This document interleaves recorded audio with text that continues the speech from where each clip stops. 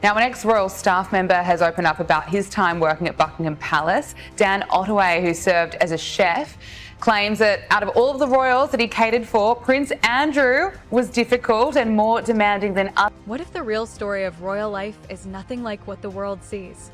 A former insider has stepped forward to reveal what truly went on behind palace walls.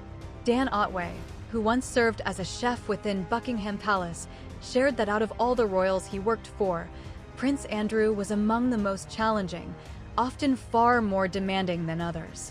Behind the elegant appearances, the perfect... But Prince Andrew was quite difficult, and he was much more demanding in the words that he used than his relatives. But he had a lot of praise for Princess Kate. She used to bring the children in after a meal to meet all the staff and be very, very grateful. Ceremonies and the carefully managed public image, there was always another reality unfolding out of sight. It wasn't something recorded in official statements or spoken about in interviews. Instead, it existed quietly in hidden corridors, staff areas, and in the experiences of those who lived and worked there every day. These were the unseen individuals, the ones preparing rooms, maintaining uniforms, answering late-night calls, and witnessing moments never meant for public eyes. For years, former staff members have quietly shared their accounts of what it was like working around Prince Andrew, formerly known as Andrew Mountbatten Windsor. Many described him as particularly difficult, noting that his tone and expectations could be far more demanding compared to other royals. Yet, not every story was negative. He reportedly spoke highly of Princess Kate, who left a strong impression on staff with her kindness. She would often bring her children along after meals to personally thank the team, showing a level of warmth rarely forgotten. To the outside world, Prince Andrew appeared confident, composed, and fully at ease in royal life, attending major events, traveling on official duties, and standing alongside the royal family as crowds cheered. But according to those who worked behind the scenes, the reality was far more complicated than it seemed. But what many people never realized was this: the atmosphere inside the palace didn't always match the perfect image shown to the world. One former staff member admitted that his interactions with Prince Andrew were limited, but the few times they did cross paths left a lasting impression. He described Andrew as arrogant, rude, and at times overly forceful in his behavior. However, he wasn't someone who stayed silent. He stood his ground and responded in the same tone he was given. A colleague once warned him that speaking like that could cost him his job, but he believed otherwise. In his view, people who behave like that often avoid drawing attention to themselves.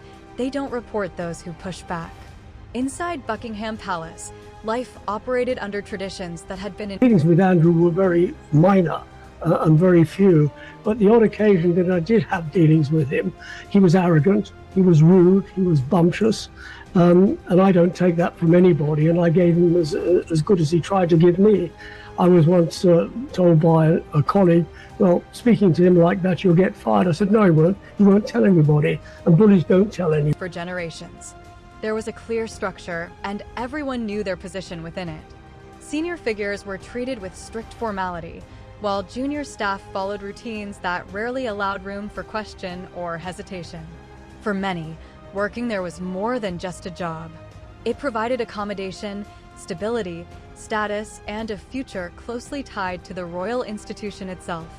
Because of this, most employees chose to remain quiet, even during difficult moments.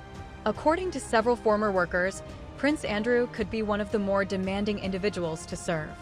They didn't describe constant anger, but they often mentioned sudden requests, extremely high expectations, and moments where his mood could shift without warning, creating an unpredictable environment behind the palace doors.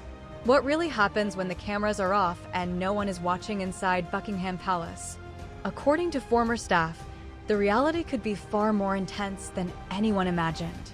Some claimed that Prince Andrew's behavior behind closed doors was very different from his public image. They described moments where he could become frustrated over minor issues, reacting in ways that included raised voices and strong language. For those working nearby, it created an atmosphere that could quickly shift without warning. Unfortunately, Prince Andrew was totally different. He could fly off the handle at the smallest thing. He would be abusive. He would shout. He would swear. So we had a particular issue with Prince Andrew. Former employees shared that even the sound of a late-night call buzzer could make staff uneasy. When it rang, it meant someone had to respond immediately, no matter the hour. At times, the requests were small and could have easily waited until morning. But inside the palace, there was an unspoken rule that everyone followed without question. When a royal calls, you go. The staff are there to look after him. The maids and the servants are there to look after him. And there's no reason whatsoever why a person with a royal title should be verbally abusive to his staff. But unfortunately, not many people understand the hierarchy within the palace. It's an archaic system. So it's a very, very old system. It's not like if you worked in an office and you swore at someone, it'd be dealt with. In the palace, it's totally different. People are too frightened to take the complaints higher up the chain. Bearing in mind Prince Andrew was the Queen's favourite. From housekeepers to attendants, staff were expected to be available at all times, ensuring that every need was met. Still, some believed that no position or title should justify being spoken to harshly. What many people outside the palace don't fully understand is the system that exists within it. The structure is deeply rooted in tradition, a hierarchy that has remained in place for generations. Unlike a typical workplace, where issues can be formally reported and addressed, the environment inside the palace operated differently. According to former workers, many felt unable to speak up, worried about the consequences of going against the system. Because of that, much of what happened stayed hidden, known only to those who experienced it firsthand. What many didn't realize was that influence inside the palace often shaped how situations were handled. Prince Andrew was widely believed to be one of the Queen's favorites, and over time, stories about him quietly circulated among staff.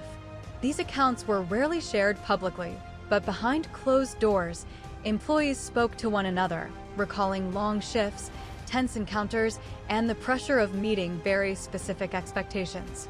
There was a common feeling that certain members of the household expected everything to be done exactly their way. According to some former workers, even the smallest details could become an issue if they weren't just right. Something as minor as a curtain not properly closed, an object slightly out of place, or a room arranged differently than expected could quickly lead to sharp criticism. At the same time, not every royal was described in the same way. Several former employees spoke positively about Catherine, Princess of Wales, noting that she often took time to personally thank staff and treated them with genuine kindness in everyday situations. Others pointed out that each member of the royal family had a very different personality. Over time, staff naturally learned who was easier to work with and who required extra attention to detail. Within such a formal and structured environment, even small acts of respect left a lasting impression, remembered by employees long after the moment had passed. Security personnel who worked overnight shifts also described the unique pressures of palace life. Their role was to observe and protect, not to question, which meant they sometimes witnessed unusual situations without ever being able to speak about them. Schedules could change without notice. Unexpected visitors might arrive late at night, and carefully planned routines could shift at the last minute, adding to the unpredictability of life behind palace walls. Nothing was ever put on record. Nothing left the palace walls. And everyone knew that staying silent was simply part of the role. For years, that silence remained unbroken. And if you want to uncover more hidden stories like this, make sure to like, subscribe, and share, because there's always more beneath the surface.